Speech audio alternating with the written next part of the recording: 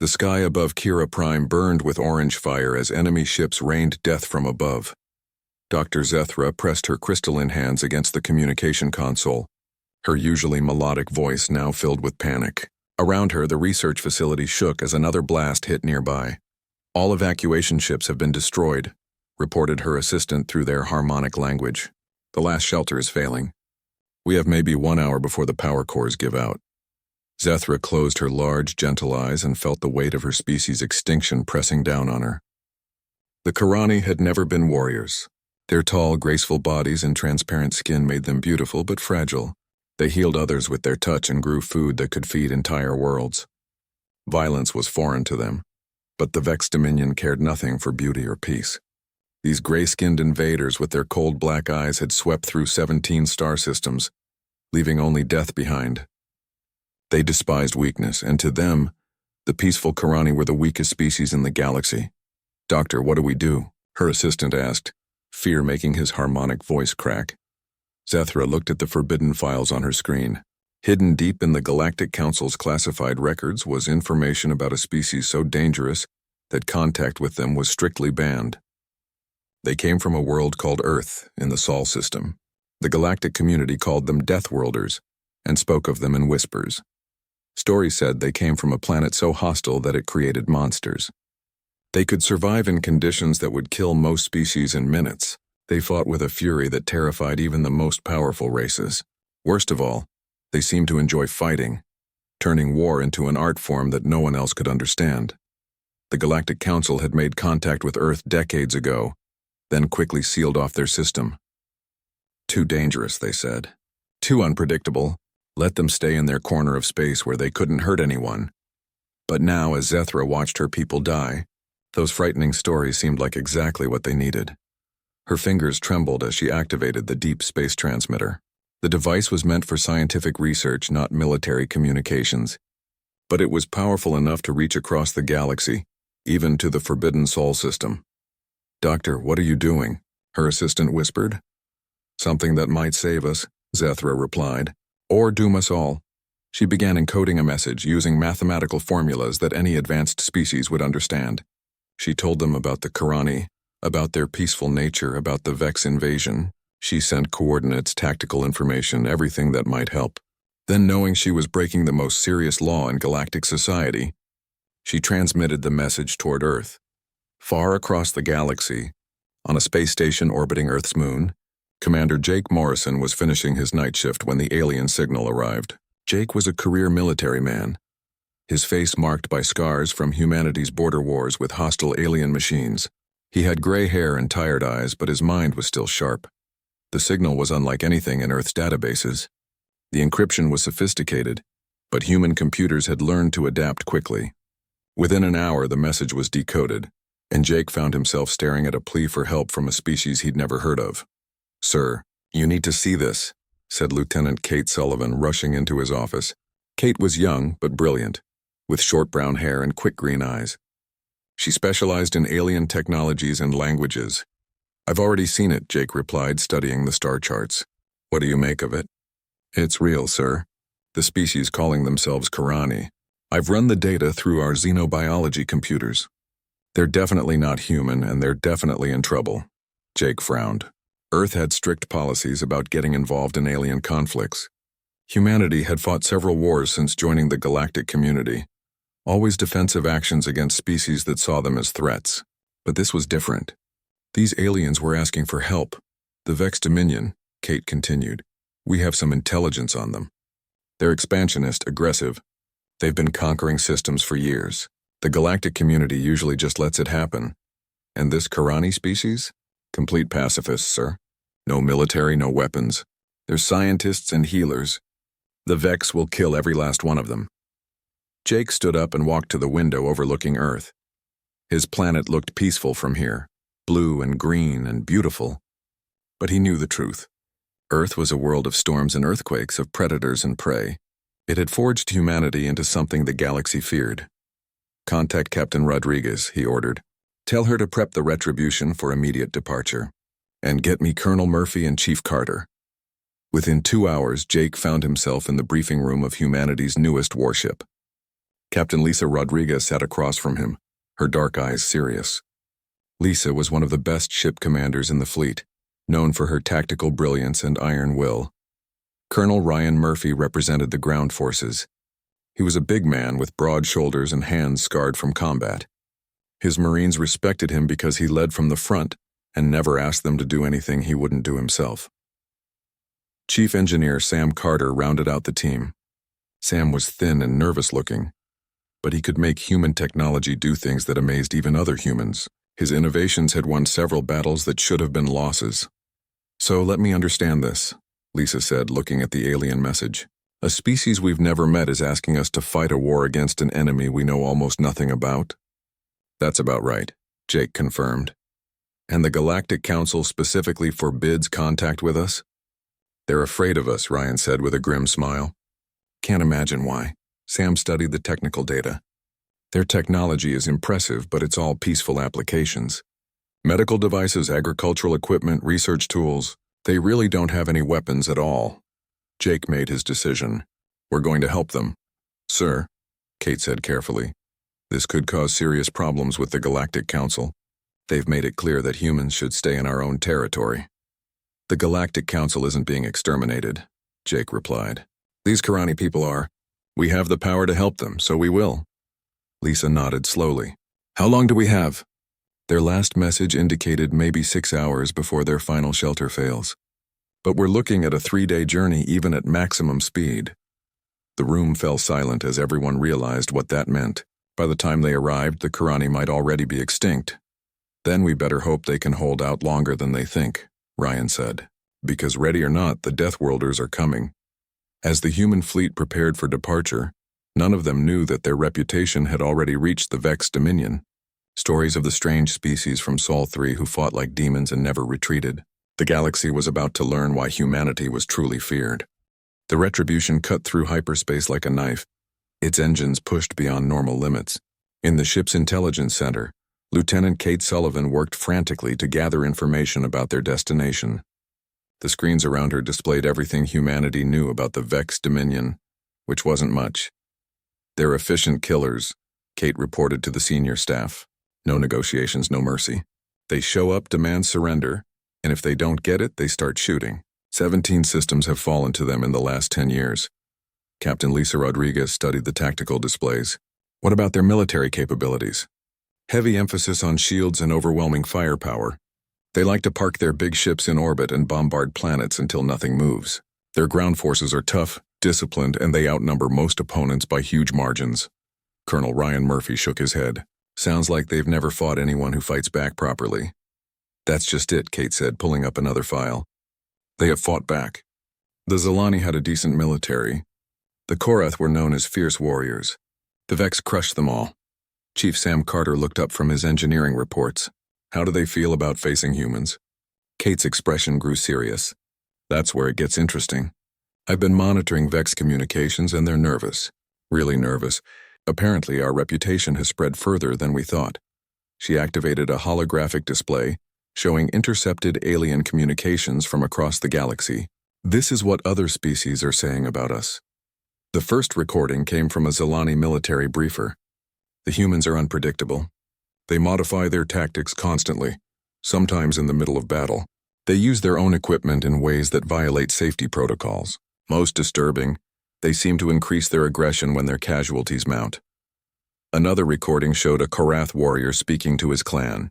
"I have seen video of human combat. They do not retreat when wounded. They do not surrender when surrounded.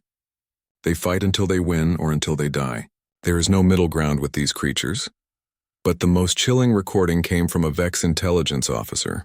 "Command advises extreme caution if humans are encountered. Previous engagements suggest they do not follow standard military doctrine.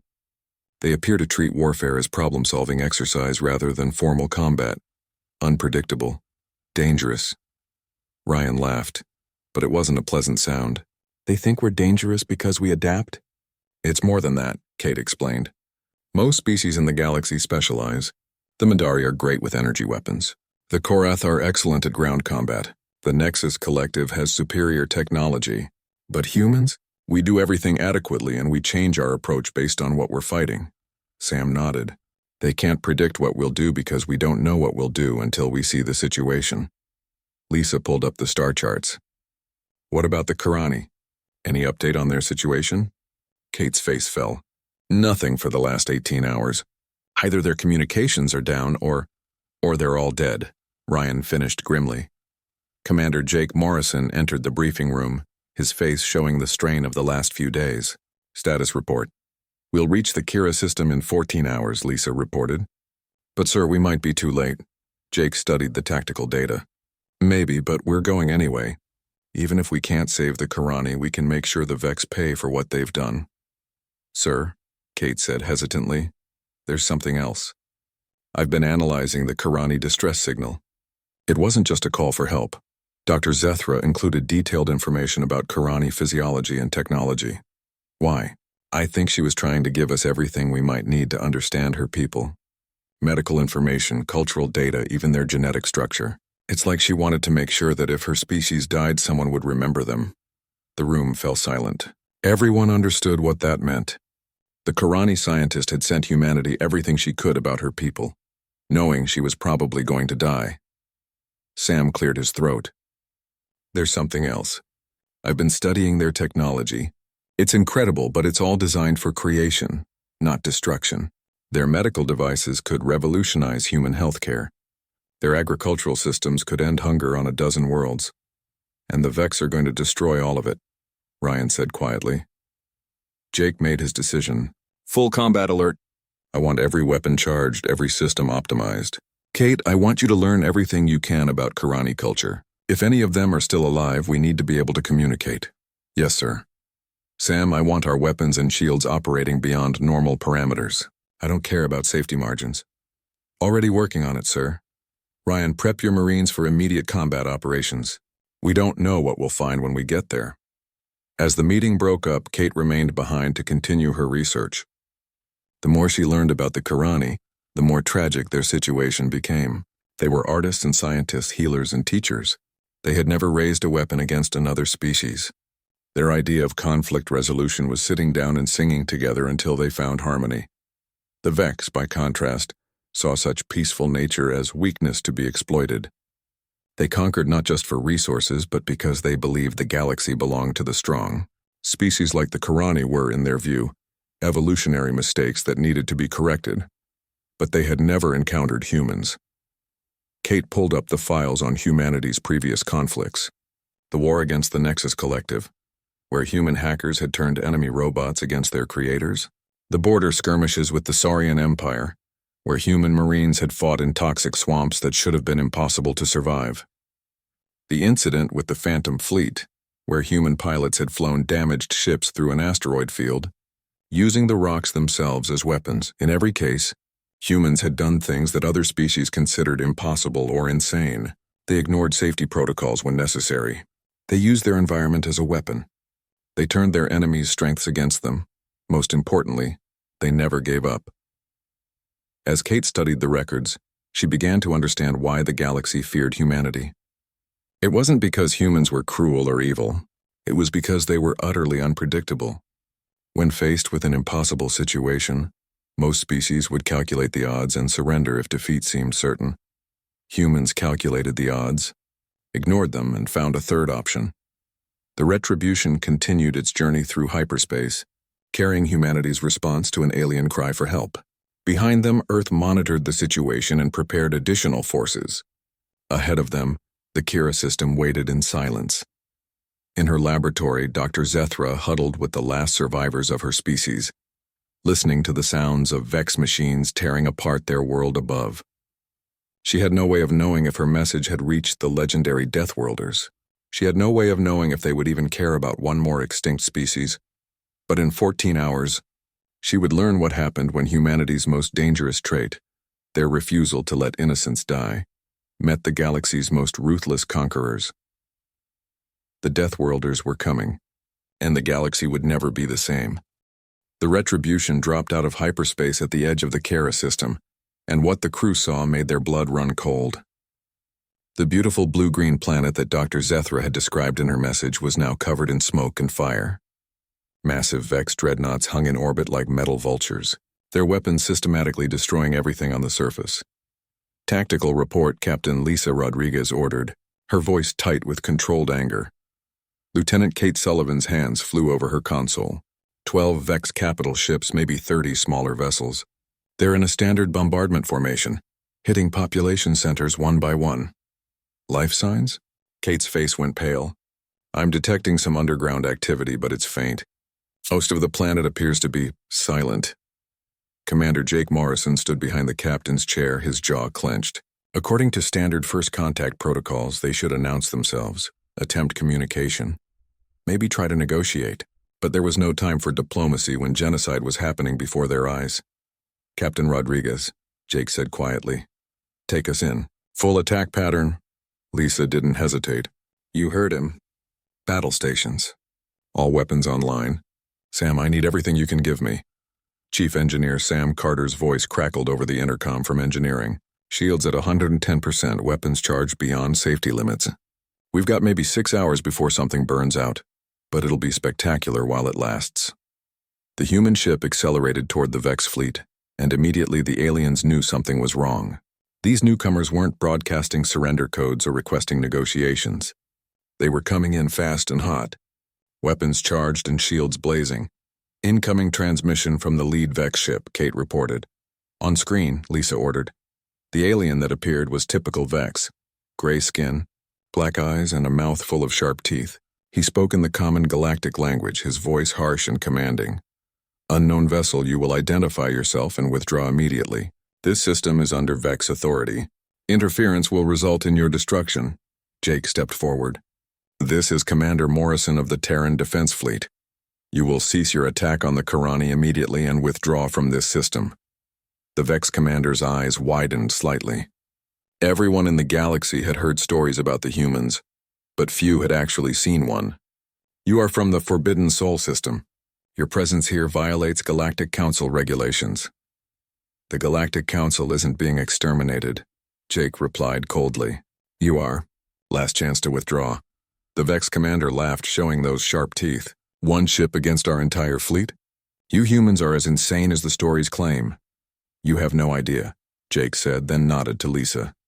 Take us in. What happened next became legend among both human and alien military historians. The Retribution didn't attack the Vex fleet in any way they recognized. Instead of engaging the nearest enemy or targeting the largest ship, the humans did something completely unexpected. They flew straight into the asteroid field that surrounded the inner system. What are they doing? The Vex commander demanded of his tactical officer. Unknown, sir. They appear to be hiding behind the asteroids. But the humans weren't hiding. Sam had identified that the asteroid field contained high concentrations of metal ore, which would interfere with Vex sensors. Lisa was using the rocks as cover while she positioned the ship for maximum advantage. The first indication the Vex had that something was wrong came when one of their destroyers exploded for no apparent reason. The humans had used a mining charge attached to an asteroid to create an improvised mine, then guided it into the enemy ship using gravitational calculations. How did they do that? The Vex commander snarled. Unknown, sir. It appears they turned an asteroid into a weapon.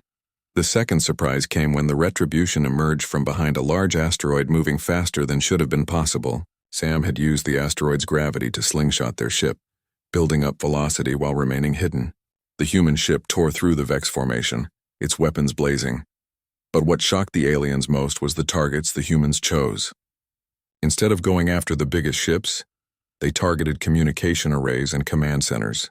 Within minutes, the Vex fleet's coordination was shattered. Sir, we've lost contact with ships 7 through 12, a Vex officer reported. How is one ship doing this?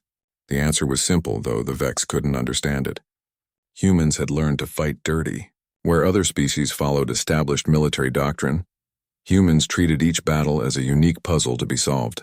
They used every advantage they could find, including ones they created themselves.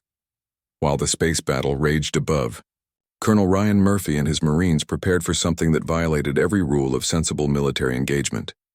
An orbital drop directly into an active combat zone.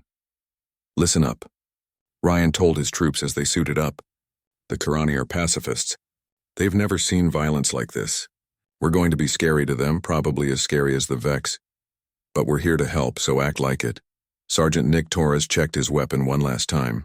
What if the aliens can't tell the difference between us and the bad guys? Then we show them, Ryan replied. Actions speak louder than words, especially when you don't speak the same language. The drop pods launched from the Retribution while it was still engaged with the Vex fleet. The pods were designed to punch through enemy defenses and deliver Marines directly to the battlefield.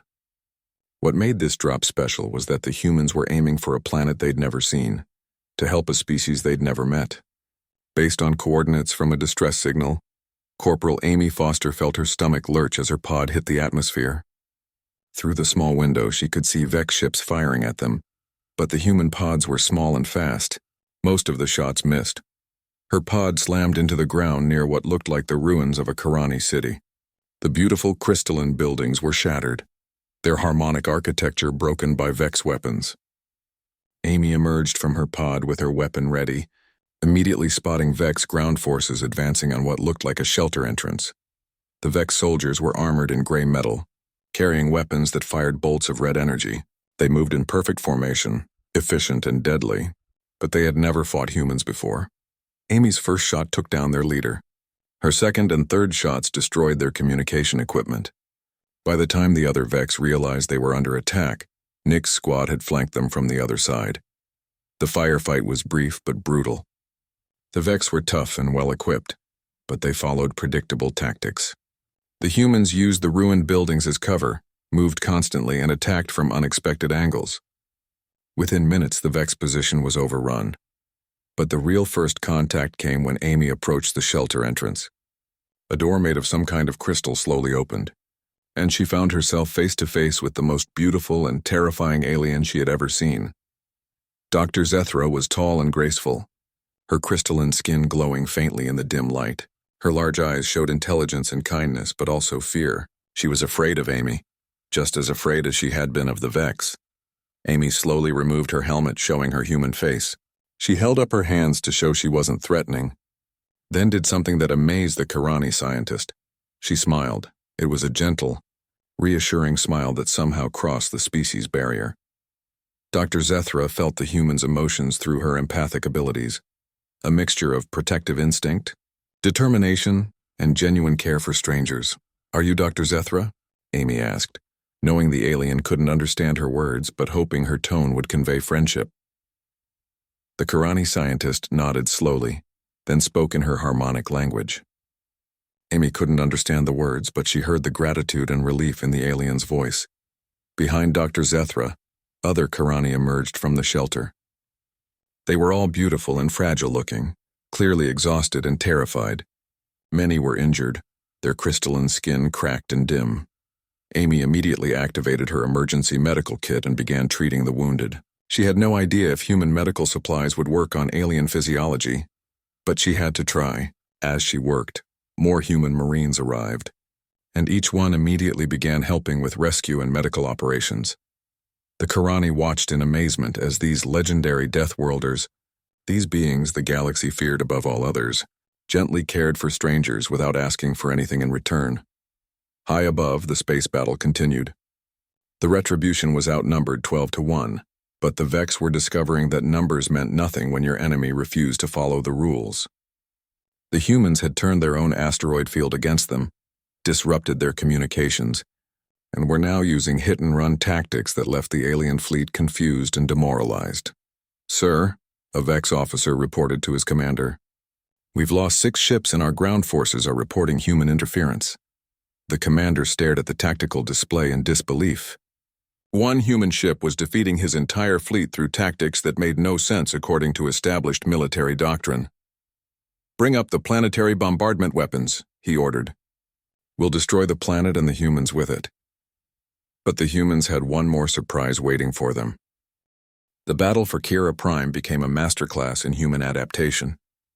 While the Vex fleet tried to reorganize after the initial assault, Chief Sam Carter was busy doing something that should have been impossible: hacking alien computer systems with human technology. "Kate, I need you to run a frequency analysis on their communications," Sam called out from his engineering station. Lieutenant Kate Sullivan's fingers flew across her console. "Their command protocols use a rotating encryption, but there's a pattern. It's mathematical based on their calendar system. Perfect. Humans love patterns, Sam grinned as he worked. The Vex had designed their systems to be impenetrable to other alien technologies, but they had never encountered human cybersecurity. Humanity had spent centuries fighting digital wars against their own kind, creating adaptive programs that could break almost any code. Within an hour, Sam had infiltrated the Vex command network. "I'm in," he announced. "Lisa, I can see their tactical formations. They're planning a full planetary bombardment in 30 minutes. Captain Lisa Rodriguez studied the new information on her screen. "Can you disrupt it?" "Better than that. I can turn it against them." Down on the planet's surface, Colonel Ryan Murphy was learning firsthand why humans were so feared. His Marines had scattered across the battlefield, and each group was causing chaos far beyond their numbers. Sergeant Nick Torres had discovered that Vex armor had a weakness. The joints were protected by a flexible material that could be pierced by human ammunition. His squad was systematically targeting these weak points, bringing down enemies that should have been invulnerable. Corporal Amy Foster made an even more important discovery. While treating wounded Karani, she noticed that their healing touch actually worked on humans too. When Dr. Zethra placed her crystalline hands on a wounded Marine, his injuries began closing at an incredible rate. "This is amazing," Amy told Ryan over the radio. "The Karani can accelerate our healing. We can stay in the fight longer than the Vex expect." But Ryan was dealing with a different problem. His ammunition was running low and Vex reinforcements kept arriving. That's when he remembered something from his training. Humans were the galaxy's best improvisers. "Torres, what kind of industrial equipment do the Karani have in these ruins?" "Looks like mining gear, sir. Some kind of crystal cutting tools." "Perfect. Amy, ask Dr. Zethra if those tools can be weaponized." The Karani scientist was horrified at first. Her people had never turned their peaceful tools into weapons. But when she saw more Vex ships landing and understood that her species would be extinct within hours, she made a difficult choice. The crystal cutting tools used focused sound waves to shape their building materials. With some modifications, those same sound waves could shatter Vex armor. Within minutes, the humans had improvised weapons from mining equipment. "This is insane," one of the Marines said as he hefted a modified crystal cutter. "We're fighting aliens with mining tools." "Welcome to human warfare," Ryan replied. "If it works, it's not stupid." The improvised weapons turned the tide of the ground battle. Vex soldiers who had been advancing confidently suddenly found their armor useless against human ingenuity. But the real shock came when the Karani began helping directly.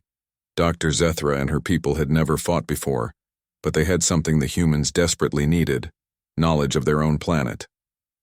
They showed the Marines hidden passages through the ruined cities, secret underground networks that let them move undetected. More importantly, the Karani began using their healing abilities to keep the human fighters operational. A Marine who should have been out of action with serious injuries could be back in the fight within minutes after Karani treatment. The Vex had never encountered anything like this. They were used to fighting enemies who became weaker as casualties mounted. Instead, the humans seemed to get more dangerous as the battle continued. High above the planet, the space battle was entering its final phase. The Retribution had lost its shields and taken heavy damage, but Sam's cyber attack was wreaking havoc on the Vex fleet. "I've got control of their targeting systems," Sam reported. "Lisa, watch this." On the main screen, the crew watched as 3 Vex ships suddenly turned their weapons on each other. The aliens tried desperately to regain control, but human hacking programs were designed to be aggressive and adaptive. "How are you doing that?" Kate asked in amazement. "Simple," Sam replied. "Their security is based on the assumption that hackers will try to be subtle.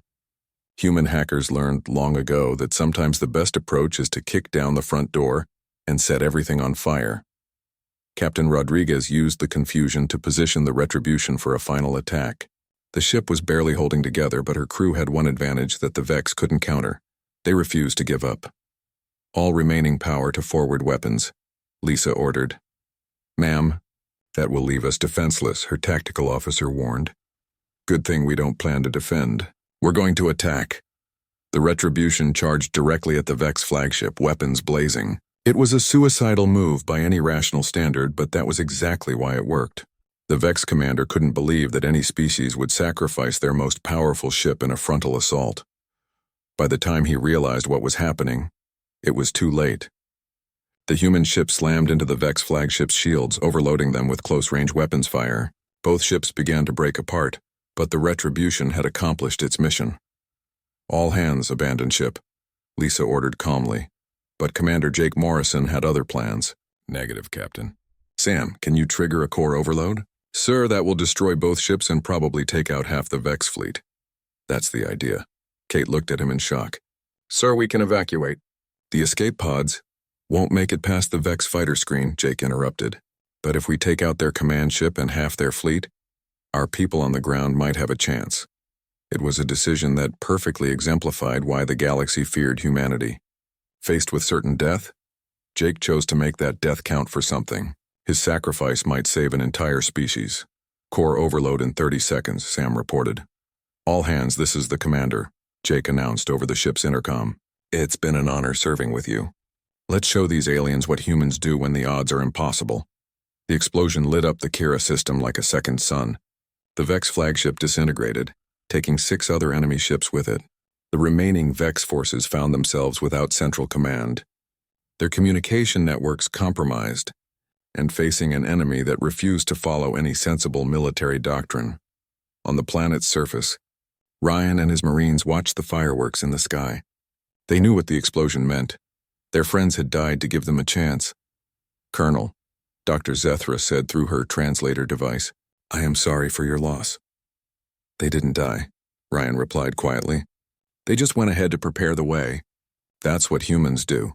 The Karani scientist didn't fully understand, but she could feel the complex emotions radiating from the human commander. Grief for lost friends, pride in their sacrifice, and determination to make sure it wasn't in vain. "What do we do now?" Amy asked. Ryan looked at the remaining Vex forces, then at the Karani survivors they were protecting. The enemy still outnumbered them by huge margins. But they had something the Vex couldn't understand. They were fighting for something more important than victory. They were fighting to protect innocence, and that made them more dangerous than any weapon. "Now we finish what we started," Ryan said. "We're Deathworlders and we don't know how to quit." The final phase of the battle was about to begin, and the Vex were about to learn why humanity's greatest weapon wasn't their technology or their tactics. It was their refusal to accept defeat when innocent lives were at stake. The aftermath of the explosion left the Vex fleet in chaos, but Colonel Ryan Murphy knew the battle was far from over. Through the smoke and debris in orbit, more Vex ships were arriving. A massive reinforcement fleet that dwarfed the original invasion force. "Sergeant Torres, what's our status?" Ryan asked as he surveyed the battlefield from a ruined Karani building.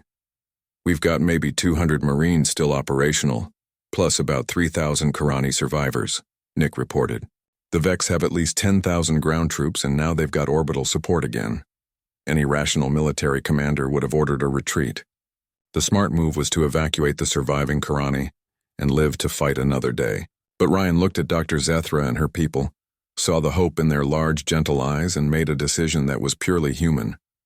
"We're staying," he announced. Corporal Amy Foster stared at him. "Sir, we're outnumbered 50-1, and that's just the ground forces. I know the math, Amy, but these people asked for our help, and we don't abandon people who trust us." Dr. Zethra stepped forward, her translator device crackling to life. "Colonel Murphy, we cannot ask you to die for us. Your people have already sacrificed so much." Ryan smiled, and somehow that human expression crossed the species barrier perfectly. "Doc, you didn't ask us to die for you. You asked us to live for you. There's a difference." The Karani scientist felt the truth of his words through her empathic abilities. These humans weren't here out of duty or military orders. They were here because they had chosen to care about strangers, and that choice had made them willing to face impossible odds. The final battle began at dawn, with Vex forces attacking from 3 directions. But this time the humans fought differently. Instead of trying to win through superior firepower or tactics, they fought to protect and inspire. Sergeant Torres led a squad that included both human Marines and Karani civilians. The aliens had never held weapons before, but the humans taught them to use the improvised crystal cutters. More importantly, they showed them that courage wasn't the absence of fear. It was acting despite fear. "Dr. Zethra," Torres called out during a brief lull in the fighting, "can your people communicate with the local wildlife?" "Yes, but why would..." The Karani scientist paused, understanding. You want to turn the planet itself against the invaders. Now you're thinking like a human. Within an hour, the local ecosystem was in revolt. Karani scientists guided indigenous flying creatures to attack Vex aircraft.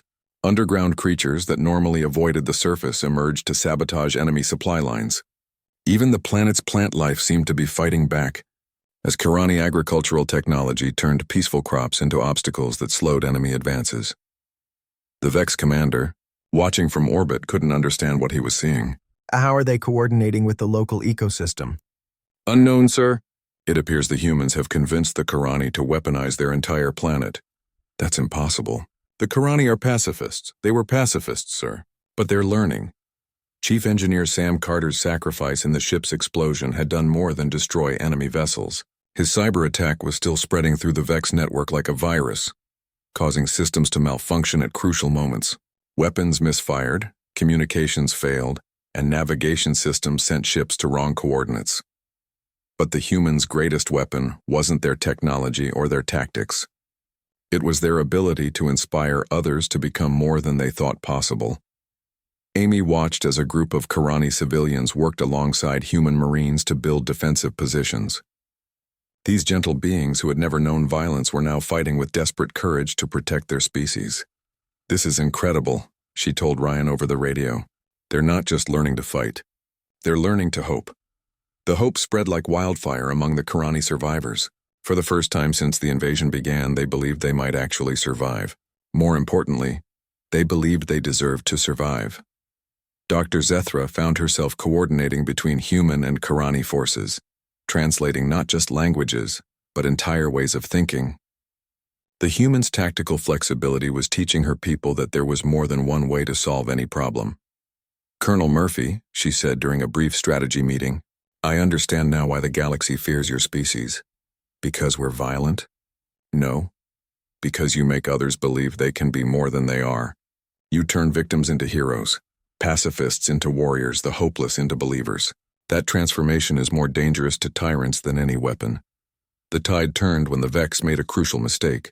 Frustrated by their inability to defeat a handful of humans and their alien allies, they decided to use their ultimate weapon, a planet-killer device designed to destroy the entire world.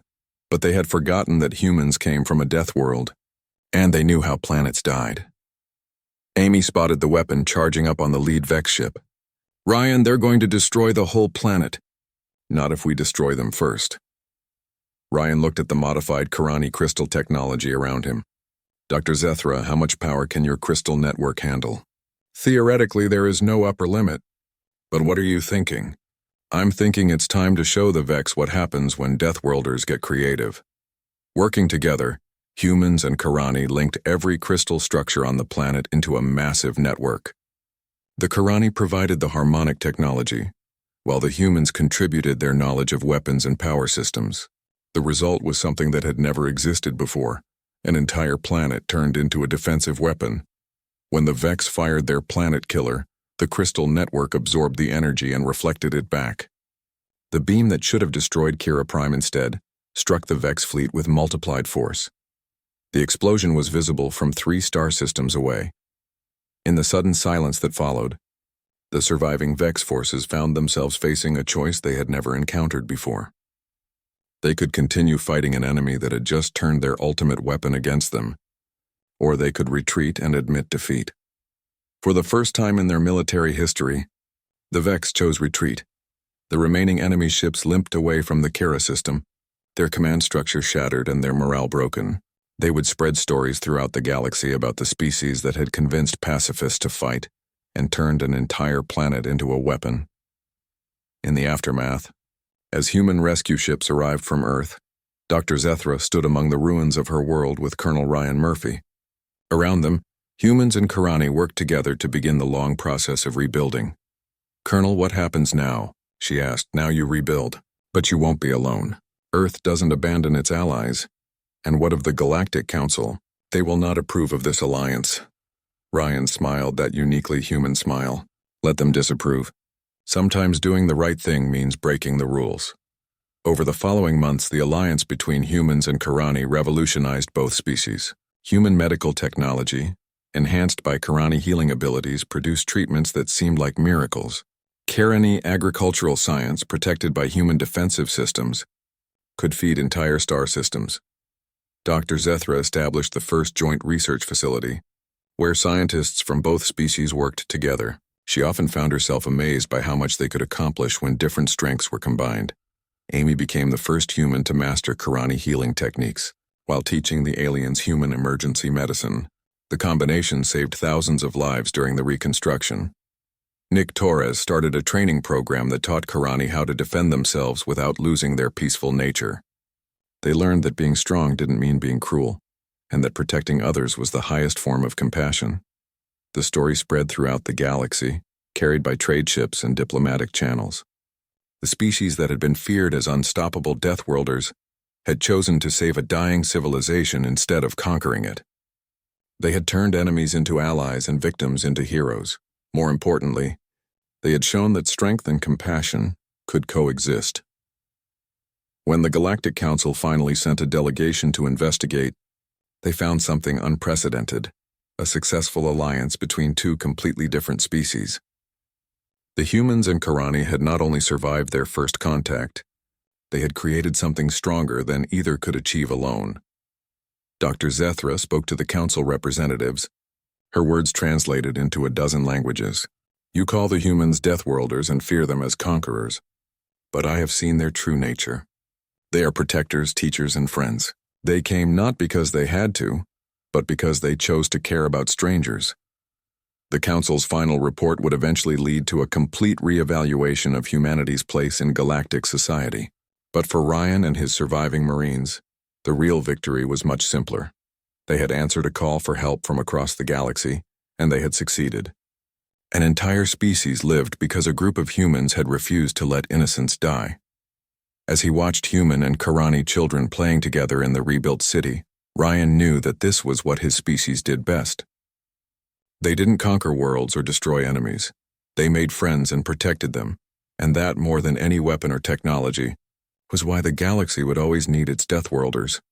The universe was a dangerous place, full of species like the Vex who,